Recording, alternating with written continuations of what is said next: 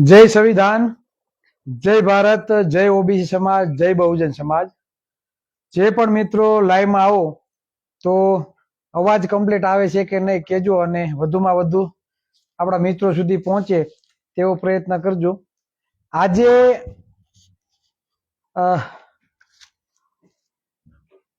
अमदावाद जिल्लाना धोळेरा तालुकाना देवपुरा गाम मोजे हेबतपुर स्थिति आवी हशे। सरकारी शाळाओनी स्थिति अने तमे जो 70 થી 80% ત્યાં વસવાટ કરવાવાળો કોળી સમાજના પરિવાર છે। તો એ હું ચર્ચા કરી જે પણ મિત્રો આપણે એમ કહીએ કે આઝાદીના 76 વર્ષ પછી પણ હજી આપણે પછાત છીએ તો પછાત રહેવાનું મૂળ કારણ શું છે? તેનું મૂળ કારણ એવું છે કે શિક્ષણમાં અસમાનતા છે। આજે હું જે મુદ્દાની વાત કરું અત્યારે હાલમાં મારી પાસે બે ગામની જે ડિટેલ આવી છે તે બાબતે હું તમને કહેવા માંગીશ। એનું રેકોર્ડિંગ પણ છે, એ પણ હું કદાચ કાલે વાયરલ કરી। અમદાવાદ તાલુકાનું અમદાવાદ જિલ્લાનું ધોળેરા તાલુકાનું દેવપુરા ગામ, આ ગામમાંથી મને કોલ આવ્યો આપણા કોળી સમાજના એક ભાઈનો અને એમણે એવું કીધું કે ચિરાગભાઈ અમારા ગામમાં પ્રાથમિક શાળામાં 250 છોકરાઓની સંખ્યા છે। અમારા ગામમાં 250 છોકરાઓની સંખ્યા છે જે પ્રાઇમરી સ્કૂલમાં ભણે છે। એનો કહેવાનું એ હતું કે આ સ્કૂલમાં માત્ર 2 જ ઓરડા ને 2 ઓરડામાં અત્યારે 250 છોકરા અભ્યાસ કરે છે। વર્ષ દિવસ પહેલા કદાચ સ્કૂલ નવી બનાવવાની છે, પાડી નાખી, માત્ર 2 ઓરડા છે, 2 ઓરડામાં 250 છોકરા અભ્યાસ કરે છે। અને ઘણા ટાઈમથી આ ખિલ્લાહારીથી માંડી પાયા ગારી અને પટ્ટા પાડી અને આડી કઈક દોરીને એવું બાંધી દીધું છે। વર્ષ દિવસથી એમને લટકે છે। એમને એવું કીધું જયારે ચૂંટણી હતી ને ત્યારે મોટા મોટા વાયદા આપ્યા કે તમારા ગામની શાળા આમ કરી દેવું તેમ કરી દેવું। વર્ષ દિવસ ત્યાં 250 છોકરા માત્ર 2 ઓરડામાં ભણે છે। અને આશ્ચર્યની વાત એ કે 80% ગામ કોળી સમાજનું, આ ગામમાં વસ્તી સૌથી વધારે કોળી સમાજની અને ભણવાવાળા બધા કોળી સમાજના દીકરા દીકરીઓ સૌથી વધારે। એટલે ખાસ તો આ કોળી સમાજે શીખ લેવાની જરૂર છે। જો કે ભણવાવાળા બધા ઓબીસી એસટી સમાજના જ હશે, પણ કહેવાનો મતલબ એ કે 250 ની જ્યાં સંખ્યા હોય અને માત્ર 2 જ ઓરડા, તો વિચાર કરો કે એક ઓરડીમાં કેટલા વિદ્યાર્થીઓ સમાતા હશે। આ જ રીતે બીજું એક ગારિયાધાર તાલુકાનું ઝાડિયા ગામ, એમાં 4 વર્ષ થયા એક સમસ્યા હતી। 4 વર્ષ ત્યાં એકને એક સમસ્યા હતી। ત્યાંના ગામના પરિવારો અને જે છોકરાઓ પ્રાઇમરીમાં અભ્યાસ કરવા જતા તે બધા એ સમસ્યાથી પીડાતા। સમસ્યા કઈ, 1 થી જે 8 ધોરણની જે પ્રાઇમરી સ્કૂલ છે, આ સ્કૂલમાં માત્ર 2 જ શિક્ષકો, વિચાર કરો તમે કેટલા શિક્ષકો, માત્ર 2 જ શિક્ષકો ભણાવે વિદ્યાર્થીને। વિચાર કરો, 2 શિક્ષકોને પહેલા ધોરણનું જોવાનું અને 7મા 8મા ધોરણ લગી 8 ધોરણનો અભ્યાસક્રમ માત્ર 2 જ શિક્ષકોને જોવાનું। અને આ લોકો કેટલા ટાઈમ ત્યાં રજૂઆત કરે છે, કેટલા ટાઈમ ત્યાં રજૂઆત કરે છે, છતાં એનો કોઈ નિરાકરણ નહીં। હાલમાં મને હમણાં ફોન આવ્યો કે ચિરાગભાઈ 2 શિક્ષકો પાછા આપે છે, બરાબર એવા સમાચાર મળ્યા છે। હવે વિચાર કરો એનું કારણ શું? તમે એટલી રજૂઆતો કરો, વર્ષ દોઢ 2 5 વર્ષ લગી કોઈ ધ્યાન ના આપે, ત્યાં સુધી આ જે પણ વિદ્યાર્થીઓ ત્યાં અભ્યાસ કરે છે તેને કઈ પરિસ્થિતિમાં તે અભ્યાસ કરતા હશે? આ લોકોનું જે ભાવિ છે અને ઘડતરનો જે મહત્વનો જે પાયો છે શરૂઆતનો, આ શરૂઆતનો જે પ્રાઇમરીનો પાયો છે તે જ નબળો કરવામાં આવે છે। પછી આપણે એમ કહીએ કે નીતિ આયોગનો રિપોર્ટ આવ્યો કે ધોરણ 10માં જ 2,30,000 બાળકો શાળા છોડી દે છે, તો શું કરવાનું? હવે જોવાની વાત એ કે જે જગ્યાએ આ પરિસ્થિતિ છે ત્યાંના ધારાસભ્ય આપણા હોય છે, ધારાસભ્ય ન હોય તો ત્યાં સાંસદ પણ કોળી જ હોય, ઓબીસી સમાજનો, એસસી એસટી સમાજનો જ હોય. જે જગ્યાએ સ્કૂલોની હાલત આવી છે, આ બધી જગ્યાએ ધારાસભ્ય અને સાંસદ રાજકીય આગેવાનો આપણા જ હોય, અને ગામનો સરપંચ પાછો આપણો હોય, સરપંચ પણ આપણો હોય. આ લોકોએ ક્યારેય ત્યાંના શિક્ષણ અધિકારીને રિંગ નહીં કરી હોય, ત્યાંના કલેક્ટરને કોઈથી રજૂઆત નહીં કરી હોય, અને રજૂઆત કરી હોય તો એનું ચોક્કસ નિરાકરણ આવ્યું છે કે નથી આવ્યું. તમને ઉપલી કક્ષાએથી એનું નિરાકરણ નથી મળતું, તો તે બાબતે શું કરવામાં આવે છે ત્યાંના આગેવાન દ્વારા? તો કે કોઈ વસ્તુ કઈ નહીં. તમારા હક અધિકારો માટે લડવું પડે, બોલવું પડે ખુલીને. અને જે પણ અધિકારી હોય, કદાચ કલેક્ટર હોય કે શિક્ષણ અધિકારી હોય, એ પ્રજાના નોકર છે. જેટલા પણ ગવર્મેન્ટ કર્મચારી છે, ક્લાસ 1 થી લઈને ક્લાસ 4 સુધી, પછી પટ્ટાવાળો હોય કે ક્લાસ 1 આઈએસ આઈપીએસ અધિકારી હોય, જે પણ સરકારી કર્મચારી છે એ પ્રજાના નોકર છે. એટલે તમે એ નોકરને તમારી સમસ્યા માટે ત્યાં બેસાડ્યા છે, તમે એને ફોન દ્વારા કે લેખિત દ્વારા તમે રજૂઆત કરી શકો છો. એટલે જે પણ મિત્રો લાઈવમાં નિહાળે છે, તમારા ગામમાં આવી સમસ્યા હોય તો તમે ડર્યા વગર લેખિત રજૂઆત તમારા ગામના સરપંચને આપો. ત્યારબાદ તમારા જિલ્લાના શિક્ષણ અધિકારીને આપો, એવું લાગે તો રૂબરૂ આપો લેખિત, અને ત્યાંના કલેક્ટરને પણ આપો. અને લેખિતમાં સ્પષ્ટ ઉલ્લેખ કરો કે 2-5 દિવસમાં અમને આનું કઈ રિઝલ્ટ નહીં મળે, આનો કઈ જવાબ નહીં મળે, તો અમે અમારી રીતે યોગ્ય ગાંધી ચિંધ્યા માગે અમે આંદોલન કરશું. અને હું કહું, તમારા ગામની સરકારી શાળા જો ખાડે હોય અને કોઈ પણ જાતની વ્યવસ્થા ન હોય, તમે ઘણા બધા વિડીયો જોયો છે. આજે જ મેં વિડીયો જોયો કે એક સરકારી શાળામાં, કદાચ અમદાવાદની મ્યુનિસિપલ કોર્પોરેશનની જે શાળા હતી એનો એક વિડીયો હતો. એ જે ભાઈ જાગૃત નાગરિક હતા એ ત્યાં જોવા જતા હતા, મધ્યાહન ભોજનમાં કેવી સુવિધા આપે છે, કેવું ભોજન આપે છે, મધ્યાહન ભોજનનું ભોજન જોવા જતા હતા. અને છોકરા એક ટાંકામાંથી પાણી પીતા હતા. આજનો જ વિડીયો છે, 2 દિવસ ત્યાં ફરે છે, જોજો. અમદાવાદ શહેરની મ્યુનિસિપલ કોર્પોરેશનની જે સ્કૂલો હોય મહાનગરપાલિકાની, આ સ્કૂલ 99% તો એ જ છે. મહાનગરપાલિકા અમદાવાદની જે છે, બરાબર, તેની જ આ સ્કૂલ. અને આ સ્કૂલમાં જાગૃત નાગરિક મધ્યાહન ભોજનની વ્યવસ્થા જોવા જાય છે. પણ એ પેલા સ્કૂલમાં જયારે એન્ટર થાય ત્યારે બાળકો સિમેન્ટના ટાંકામાંથી પાણી પીવે છે. એટલે એને એમ થયું કે ચાલો આપણે ટાંકો તો જોઈએ. તો એ ટાંકો જોવા માટે ઉપર ચડ્યા તો ટાંકો ખુલ્લો, ઉપરથી ટાંકો ખુલ્લો, અને ટાંકામાં લીલ, શેવાળ, કચરું, એટલી બધી વસ્તુ ટાંકામાં પડેલી, ને આ જ ટાંકાનું પાણી તે જ બાળકો પીવે. વિચાર કરો તમે, આવી હાલત સરકારી શાળાઓમાં છે. શું કામે? કેમ કે આ સરકારી શાળાઓમાં ભણનાર ઓબીસી એસસી એસટી સમુદાયના દીકરા દીકરીઓ ભણે છે. જે લોકો સુખી સંબંધને જે ઉજર્યા તો છે, એના બાળકો તો પ્રાઇવેટ સ્કૂલોમાં, કોઈ સીબીએસઈ માં ભણે, કોઈ ઇંગ્લિશ મીડિયમમાં ભણે. શા માટે? કેમ કે એ લોકો સુખ છે અને સંપન્ન છે. અને જ્યારે આપણો સમુદાય જે મજૂરી કામ કરે છે, કોઈના ભાગ્યા રાખે છે, કોઈ પ્રાઇવેટ કંપનીમાં કામ કરે છે, માત્ર 250, 300, 400, 500, 600, 700 રૂપિયે જે પોતાનો ઘરનું ગુજરાન ચાલે તેવી જ એની આવક મર્યાદા છે. એટલે ન છૂટકે એના બાળકને એને ક્યાં ભણાવે? સરકારીમાં. એ કોઈને કહેવાની જરૂર નથી. આજે સરકારી શાળાઓનું જે પણ કઈ રિઝલ્ટ અને જે પણ કઈ શિક્ષણ છે, એકદમ પ્રકારે ખાડામાં ગયું છે. અને આ ખાડામાં ગયું છે એનું કારણ એ કે સત્તા પક્ષ દ્વારા આ શિક્ષકો ઉપર એટલા બધા ભારણ આપવામાં આવે છે. એ માત્ર સરકારના કામ કરવામાં વ્યસ્ત છે. બાળકોને ભણાવવામાં એને કોઈ પણ જાતનો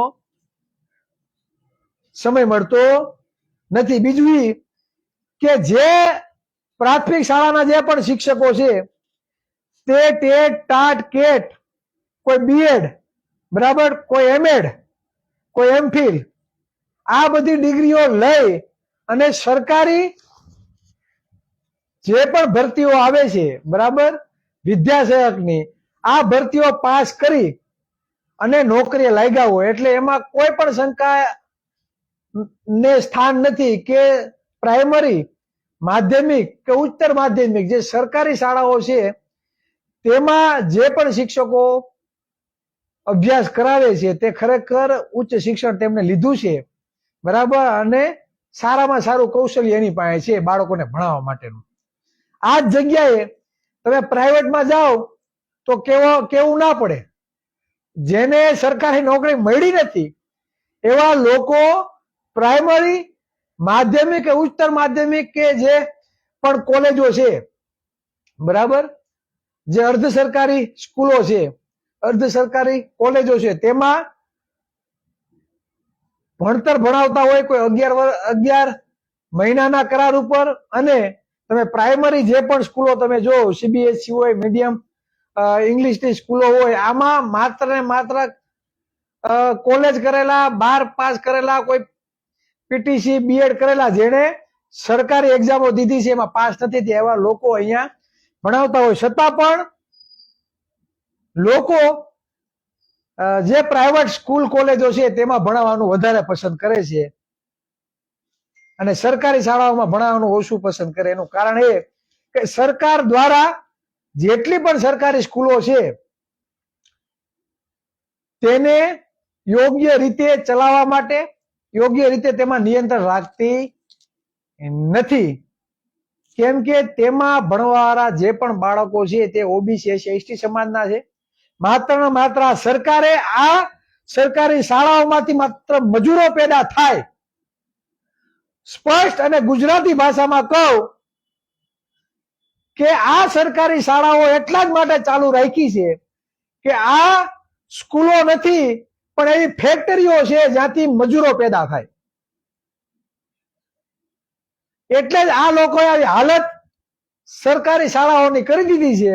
અને હું તમને એક ઉદાહરણ નહીં, તમે જે પણ લોકો લાઈવમાં નિહાળો છો, તમારી આજુબાજુ જે પણ ગામો થતા હોય, તમે એક વખત તમે વિઝિટ કરજો કે તમારા ગામની સરકારી શાળાઓની હાલત શું છે. બીજું ઘણા ગામો એવા છે કે તમારી ગામની સરકારી શાળાઓ જ બંધ થઈ ગઈ. આજે મારા ગામની વાત કરું તો મારા ગામમાં હું માધ્યમિક શાળામાં ભણતો, આજે એ શાળા જ બંધ છે.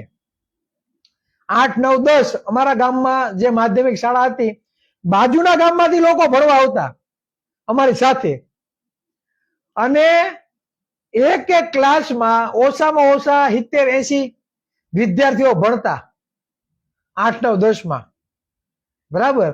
આજે એ માધ્યમિક શાળા બંધ થઈ ગઈ છે. હવે આ માધ્યમિક શાળા આજે બંધ કરી દીધી તો અમારા જ ગામમાં રબારી સમાજ, ભરવાડ સમાજ, દરજી સમાજ, કુંભાર સમાજ, કોળી ઠાકોર સમાજ, માલધારી સમાજ, એસસી સમાજ, બાજુના ગામમાંથી જે પણ બાળકો ભણવા આવતા તો તે ગામમાં પણ ઓબીસી, એસસી સમાજના લોકો અભ્યાસ કરતા. દેવી પૂજક, વાલ્મીકી સમાજ. તો આજે સ્કૂલ બંધ થઈ ગઈ તો હવે એ લોકોને શું કરવાનું? હવે અમારા જે પણ ગામના બાળકો છે અને માધ્યમિક શાળાનું શિક્ષણ લેવું હોય તો અમારા ગામથી 8 કિલોમીટર દૂર તાલુકા કક્ષાએ પ્રાઇવેટ સ્કૂલમાં એને ભણવા જવાનું.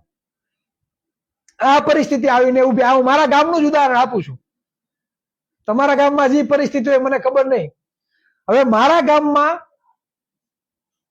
જે પણ ઓબીસી, એસસી, એસટી સમાજના જે પણ પરિવારો છે, લગભગ કોઈ પાસે જમીન નથી. હોય 5 થી 10% વ્યક્તિ એવા નીકળે કે એની પાસે જમીન છે, પણ જમીન કેવી? માત્ર 3 વીઘા, 4 વીઘા, 5 વીઘા. કોઈ મોટો ખેડૂત નહીં, સમજ્યા? મોટો ખેડૂત કોઈ નહીં. કદાચ હોય એક વ્યક્તિ એવો નીકળે કે કદાચ 10 વીઘા હોય, પણ મોટો ખેડૂત નહીં. સવારે ઉઠે એટલે પોતાના ગામમાં જે પણ મોટી જમીનો વાળા જે પણ લોકો છે, કાં તો આ પરિવારોને એનું ભાગ્યું રાખવા જવાનું, નહીતર ઉઠીને તેની વાડીના કામમાં જે મજૂરી કામ ચાલતું હોય છૂટક, તે મજૂરી કામ કરવા જવાનું, કાં સેન્ટિંગનું કામ ચાલુ હોય તો સેન્ટિંગ ના કામમાં જવાનું. કોઈ ઘાણો હાલતો હોય તો ઘાણાના કામમાં જવાનું હોય, કોઈ રિક્ષા હાકે છે, બરાબર, કોઈ બોલેરો હાકે, કોઈ દુકાન હાકે. એટલે ટૂંકમાં આવી સામાન્ય જે મજૂરી કામ ને નાના નાના જે ધંધાઓ છે તેની સાથે જોડાયેલા છે. હવે વિચાર કરો, ગામની સ્કૂલ બંધ થઈ ગઈ એટલે પોતાના જે પણ આર્થિક સ્ત્રોત છે તેમાંથી કંઈક ને કંઈક, બરાબર, પોતાના બાળકને શિક્ષણ મેળવવા માટે પોતાના માની લો કે 10 કિલોમીટર દૂર ભણવા જાય છે તો દીકરાને દરરોજ 20 રૂપિયા આપે ખીચામાં, 20 કે 50 રૂપિયા, કે હાલે બટા વાપરવાના અને જાઓ ભણવા ડેઈલી માટે. કેમ કે બસ ના આવે, ચાલો પાસ હોય, બરાબર, અને કદાચ વાહન ભાડું હોય, બરાબર, તો વાત અલગ છે. નકર બસમાં હોય તો અલગથી પૈસા આપવા પડે. તો પૈસા આપવાના ડેઈલીના, એટલે તમારે 1000-1500 રૂપિયા મહિનાના એ ગણવાના, અને સ્કૂલ ફી. એટલે મજૂરી કામ કરવા જવાનું, પોતાના બાળકના શિક્ષણ માટે પણ ખર્ચ કરવાનો. આરોગ્ય અને શિક્ષણ દરેકને સમાન એક સરખું મળી રહે જવાબદારી કોઈ બી સરકારની હોય. કરોડપતિ હોય કે 200-300 રૂપિયા દાડીએ જતો હોય ને, એના પરિવારના દીકરાને પણ એક જ સરખું જ શિક્ષણ મળે, આરોગ્ય મળે. જવાબદારી કોની હોય?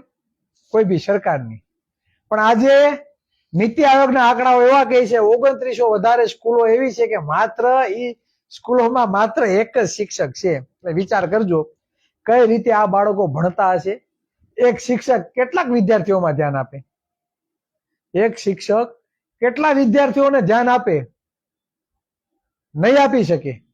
ખરેખર તમે શિક્ષિત હોવ તોય ઠીક છે, અને કદાચ અશિક્ષિત અભણ હોવ તોય તમને ખબર પડે કે કદાચ 150-200 વિદ્યાર્થીની કોઈ સરકારી શાળામાં વિદ્યાર્થીઓ હોય અને માત્ર જો એમાં એક જ શિક્ષક હોય તો 200 વિદ્યાર્થીને કઈ રીતે હેન્ડલ કરી શકે? આ પરિસ્થિતિ છે. તો એમાં ક્યાંક ને ક્યાંક આપણા બાળકો પાછળ રહેવાના. અને આ સરકારી સ્કૂલો એક માત્ર મજૂરો પેદા કરવા માટેની જે ફેક્ટરી છે તે બની રહી છે. તમારો ધારાસભ્ય હોય, તમારા વિસ્તારનો સાંસદ હોય, કે જે પણ રાજકીય આગેવાનો હોય, જે મોટા મોટા બણકા ફૂંકતા હોય, હાવજ દીપડા બાજ બનીને ફરતા હોય, તો એને તમારા ગામમાં જયારે આવે ને ત્યારે તેને તમારા સરકારી શાળાની મુલાકાતે લઈ જજો અને કહેજો આ બાબતે તમારું શું કહેવાનું છે. સરકારમાં રજૂઆત કરવાની છે કે અહીંના કલેક્ટરને, શિક્ષણાધિકારીને તમે આ બાબતે રજૂઆત કરશો કે નહીં? તમારી મૂળભૂત સમસ્યા માટે અવાજ ઉઠાવવા માટે કોઈને સમય નથી. સરકારી શાળાઓની સ્થિતિ સુધારવી હોય, એક સમાન શિક્ષણ તમારે લેવું હોય તો તમારે સત્તા ઉપર કબજો કરવો પડશે. એના સિવાય કોઈ ઉદ્ધાર નથી. તમે હમણાં જ 1.5 મહિના પહેલા તમે નેપાળ જે દેશ છે તેના તમને ન્યૂઝ મળ્યા છે. નેપાળની સરકારે એક કાયદો બહાર પાડ્યો અને નેપાળની સરકારે એવું કીધું કે જે પણ શિક્ષણ છે એ દરેકને સન્માન મળવું જોઈએ. ત્યાંનો નેતાનો દીકરો હોય, ત્યાંનો કોઈ બી સરકારી કર્મચારી હોય, પછી ક્લાસ 1 અધિકારી હોય કે ક્લાસ 4 અધિકારી હોય, તે ઉપરાંત જે પણ નેપાળ દેશમાં જે પણ નાગરિકો છે તેના બાળકો બધા સરકારી શાળાઓમાં જ અભ્યાસ કરશે અને એક સમાન બધાને શિક્ષણ મળશે. આ નેપાળ દેશ છે, બરાબર, ત્યાં આ લાગુ કરવામાં આવ્યું. ક્યારે? કેમ કે સરકાર એની છે, બરાબર. જો આપણે શિક્ષણમાં સુધારો કરવો હશે, આપણે શિક્ષણમાં ફેરફાર કરવો છે, તમને એમ લાગે કે શિક્ષણમાં ખરેખર સમાનતા હોવી જોઈએ, મારા દીકરાને પણ MBBS ડોક્ટર બનવા માટેનો અવસર મળવો પડે, અમારા પણ દીકરા દીકરીઓને, અમારા કુટુંબ હોય, અમારો પરિવાર હોય, અમારો સમાજ હોય, કે અમારા ગામના કોઈ બી સમાજનો કોઈ બી દીકરો દીકરી હોય એને પણ IAS IPS બનવા માટે યોગ્ય અવસર મળે. મેડિકલ ક્ષેત્રમાં જવું હોય કે કોઈ બી ક્ષેત્ર હોય તો આ બધી જગ્યાએ એને યોગ્ય અવસર મળે.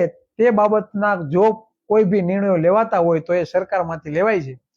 એટલે સત્તા વગર શાણપણ નકામું. સ્પોર્ટ જે રમતગમત ક્ષેત્ર છે તેમાં પણ આપણે જોયું હશે, જે પણ દરિયાકાંઠાના જે પણ ગામડાઓ છે, આ આવો તમે ઓલપાડ 84 ના જે પણ ગામડાઓ છે 80 થી 90% કોળી પટેલ રહે છે અને કોઈ એક ગામ બાકી નથી જ્યાં ક્રિકેટનું મેદાન નથી. હું ખાલી દક્ષિણ ગુજરાતની જ વાત કરું. દક્ષિણ ગુજરાતમાં તમે ગામે ગામ ફરો, કોઈ એવું ગામ બાકી નથી ત્યાં ક્રિકેટનું મેદાન નથી, કોઈ એવું ગામ બાકી નહીં હોય કે ત્યાં વોલીબોલ ને નેટ નહીં હોય. પણ મેં ક્યારે એવું સાંભળ્યું નથી કે કોળીનો દીકરો ક્રિકેટ અંડર 19 માં, બરાબર, ઇન્ડિયાની અંડર 19 માં કોઈ સિલેક્ટ થયો હોય, બરાબર, કે નેશનલ લેવલે ભારતની ટીમમાં કોઈ સિલેક્ટ થયો હોય. કદાચ ગેણા ગાંઠા કદાચ કોઈ રણજીમાં ગયા હશે, કદાચ ગયા હોય તોય 1-2 વર્ષ કે 2-5 મહિનામાં એનું કેરિયર પૂરું. એટલે હોય કદાચ એકાદો કદાચ નીકળતો હશે, પણ હજી સુધીમાં આવું કઈ મેં જોયું નથી. એક આપણે ભાવનગર, બરાબર, મને નામ ભૂલાઈ ગયું, ચેતન સાકરિયા, બરાબર, આ આઈપીએલ માં 1 વર્ષમાં આપણે જોવા મળ્યા હતા. બીજી વખત આપણે તે વધારે જોવા પણ નથી મળ્યા. એટલે ક્યાંક ને ક્યાંક ક્રિકેટમાં પણ જ્ઞાતિવાદ થાય છે. તેંડુલકર, અગરકર, ગાવસ્કર, બરાબર, શર્મા. એટલે વિશેષ આપણે કઈ કહેવાની જરૂર નથી, પણ કહેવાનો મતલબ એ કે રમત ગમત ક્ષેત્રમાં પણ આપણા બાળકોને યોગ્ય પ્રતિનિધિત્વ મળતું નથી, યોગ્ય અવસર મળતું નથી. ત્યાં લઈ જવા વાળું પણ કોઈ છે નહીં. માત્ર ને માત્ર તમારા ગામના, બરાબર, ધનહરમાં તમે ક્રિકેટ રમી રાખો, બરાબર, તમારા ચંપલ ઘેંસે રાખો, પણ તમારા માટે રમત ગમત ક્ષેત્રમાં પણ તમારું હાથ પકડવાનું કોઈ છે નહીં. જે પણ કઈ નિર્ણયો ને તમારા માટેની જે પણ પછાતપણું દૂર કરવા માટેના જે પણ કઈ નિર્ણયો એ સત્તા ઉપરથી લેવાય છે, બરાબર. ખાસ આ જે મુદ્દો આવ્યો છે તે તમારા સમક્ષ કેવો ખૂબ જ જરૂરી હતો, કેમ કે માત્ર આ 2 ગામની મારી પાસે માહિતી આવી. આવા ઘણા બધા ગામો છે કે ત્યાં બધી જગ્યાએ આ જ પરિસ્થિતિ છે.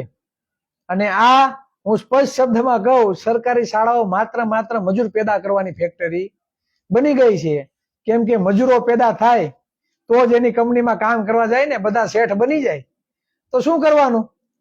આ લોકો મસ્ત મજાની કંપનીઓ બનાવે, 100-150 કરોડની લોનો લે, સરકારે આપે ભાઈ, બરાબર, નથી આપતા એવું નથી, સરકાર બધી સવલતો આપે છે. અને એની કંપનીમાં એની વાડીઓમાં દાડિયા કરવા જાય કોણ? આ છે. પછી આપણે એમ કે આપણું પછાતપણું દૂર નથી થતું, બરાબર, વ્યસન છે. તો આ બધી વસ્તુ રહેવાની.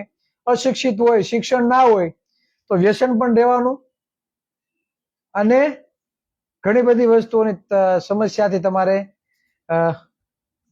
પસાર થવું પડે. એટલે ખાસ કહેવાનો મતલબ એ કે જે પણ મિત્રો અમારી સાથે જોડાવા માંગતા હો, તો આજે 2-3 ગામના વ્યક્તિઓ મને ફોન કરીને કીધું, ચિરાગભાઈ, અમારા ગામમાંથી 20 જણા તૈયાર છે, બરાબર, અમારા ગામની જવાબદારી અમારી.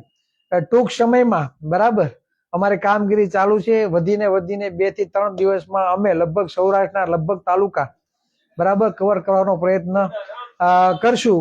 એટલે જે પણ મિત્રો પોતાના ગામની જવાબદારી લેવા માંગતા હોય તો વધુમાં વધુ અમારી સાથે જોડાવ અને પોતાના ગામની જવાબદારી સ્વીકારો. આગામી દિવસોમાં ઘર ઘર સુધી આપણી વાત પહોંચે અને જે જાતિવાદી કીડાઓ છે એને ઘૂંટણીએ ન પાડી દઈએ ત્યાં સુધી આપણે શાંતિથી બેસવાનું નથી. સમય આપણી પાસે ઓછો છે, 2047 નજીક છે.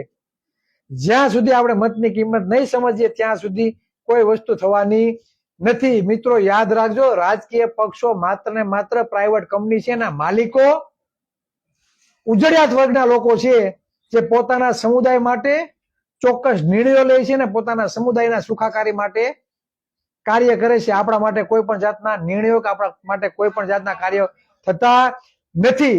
આજે ગૌણ સેવા આયોગ પસંદગી દ્વારા જે પણ છે, બરાબર, જીપીએસસી માં પણ જે સબરડાઓ થાય છે, વસ્તી પ્રમાણે આરક્ષણ નથી મળતું, એના કરતા પણ 70% આરક્ષણ છે ઓબીસી નું, માત્ર 20%, 22%, 21% આવી ભરતી કરવામાં આવે છે. તો આ બધી સમસ્યાઓથી નીકળવા માટે આપણે સત્તા ઉપર કબજો કરવો પડશે, એના સિવાય છૂટકો નથી. તમે માત્ર તમારા ગામની જ જવાબદારી સંભાળો. મને આશા છે કે મારી વાત સાંભળી જે પણ ગામમાં મારો અવાજ પહોંચતો હશે તે લોકો અમારી સાથે જોડાશે ને આવનારા દિવસોમાં તમને એમ લાગે કે ઓબીસી એસસી સમાજની સરકાર બને અને જે આ જાતિવાદી કીડાઓએ આપણા શિક્ષણનું નખોદ કાઢ્યું છે, આપણી નોકરીઓ ખાઈ ગયા છે, તો એને જવાબ દેવાનો સમય આવી ગયો છે. રાજકીય પક્ષો પાસે માત્ર વિધાનસભા ધારાસભ્યની માત્ર ટિકિટ છે, સંસદની ટિકિટ છે, પણ મત કોની પાસે છે? મત આજ કોળી ઠાકોર પાસે, આજ આહિર સમાજ પાસે, આજ માલધારી સમાજ પાસે, આજ એસસી સમાજ પાસે, આજ એસટી સમાજ પાસે. 85% સમૂહ આપણો છે. મત આપણી પાસે છે, ટિકિટો એની પાસે છે. આપણે એક બાજુ આવતા રહ્યો, ટિકિટોના ભૂંગરા વાળશે, ટિકિટોનું કરશે હું? એક એક મતની ભીખ માંગતા થઈ જશે.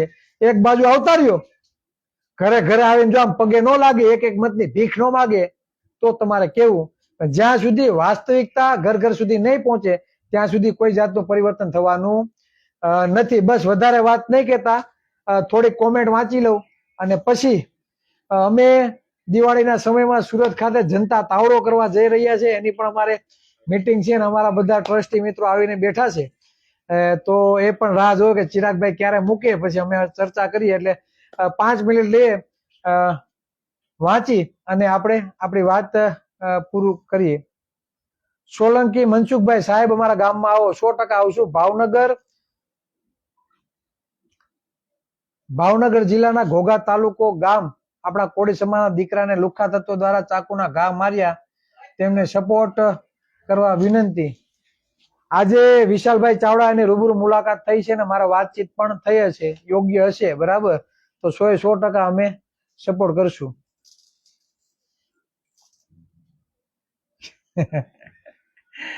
મિત્રભાઈ માલમે બહુ જોરદાર લખ્યું, પણ કઈ વાંધો નહીં ભાઈ. હવે એ કઈ કરતા નહીં તો આપણે તો કઈ કરવું પડશે ને. શરમણભાઈ ડાકી, આવતી 16 તારીખથી જંતર મંતર પર આંદોલન ચાલુ થશે. આપણે ત્યાં જવાની જરૂર નથી. સોશિયલ મીડિયા એ લોકોને સંપૂર્ણ રીતે સપોર્ટ કરીએ એવી આશા. રણછોડભાઈ જેઠવા, બુધેલ, જય કોળી સમાજ. જયેશભાઈ ગોહિલ, ચિરાગભાઈ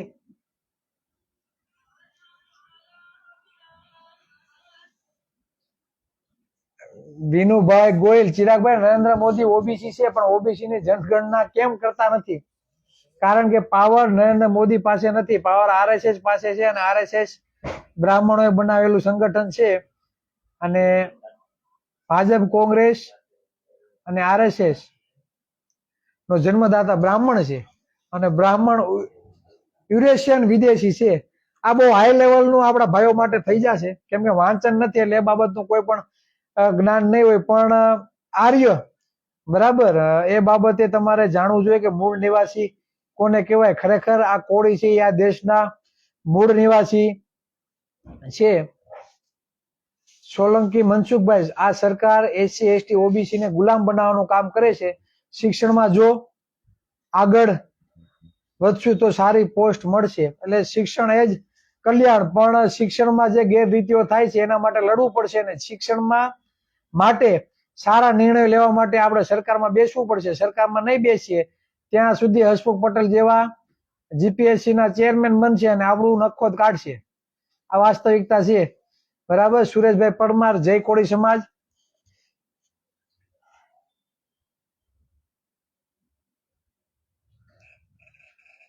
પોલી એચબી જાપડિયા, જય કોળી સમાજ.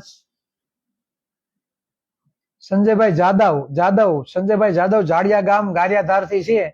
આ એની જ ગામનો મુદ્દો હતો. એમણે મને કીધું હતું કે આ મુદ્દો તમે લેજો, એટલે આપણે આ મુદ્દો આજે લીધો છે. ઉત્તમભાઈ જેઠવા, રણછોડભાઈ જેઠવા, બુધેલ, ભાવનગર.